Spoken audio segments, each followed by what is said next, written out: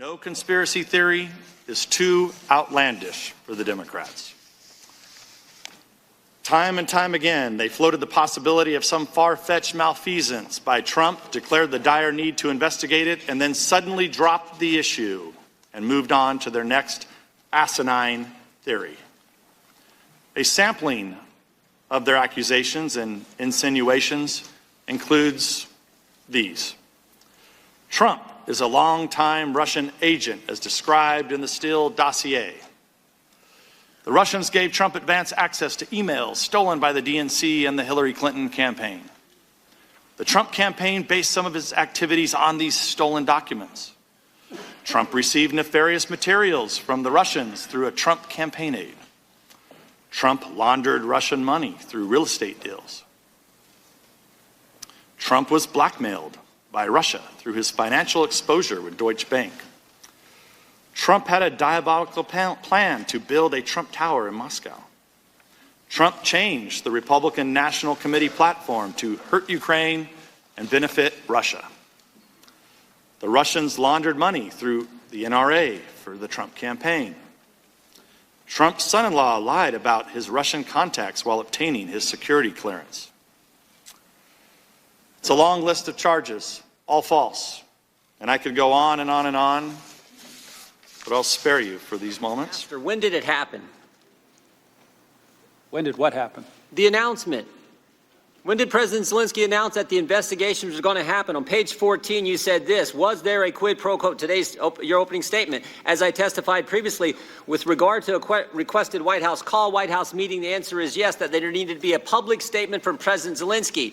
When the chairman asked you about the security assistance dollars, you said there needed to be a public announcement from Zelensky. So I'm asking you a simple question. When did that happen? Never did. Never did. They got the call July 25th. They got the meeting, not in the White House, but in New York on September 25th. They got the money on September 11th. When did the meeting happen again? Never did. You don't know who was in the meeting? Which meeting are you referring to? The meeting that never happened. Who was in it? You know how you know how Zelensky announced it? Did he tweet it? Did he do a press statement? Did he do a press conference? You know how that happened? I mean, you got all three of them wrong. They get the call, they get the meeting, they get the money. It's not 2 + 2, it's 0 for 3. I mean, I've never seen anything like this. And you told Mr. Castor that the president never told you that the announcement had to happen to get anything.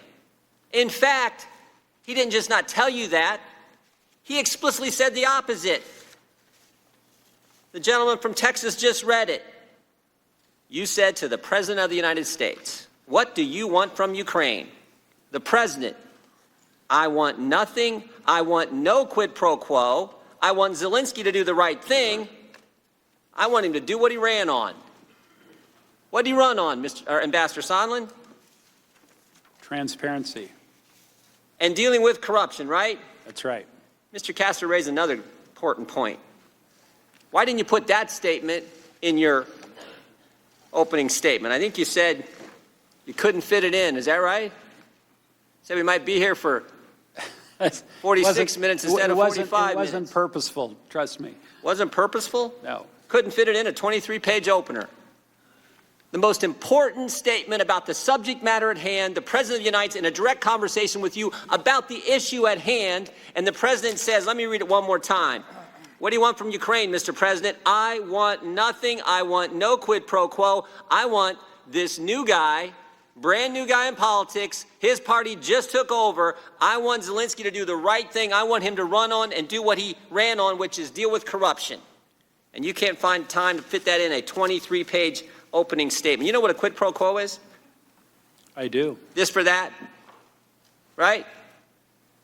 Looks to me like Ukraine got that 3 times, and there was no this.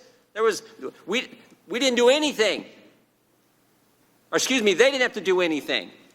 I've never seen anything like that. And this is when the call came out. Y'all remember this? When the call came out, everyone said we're gonna quid pro quo. There's going to be that was what was in the call, and of course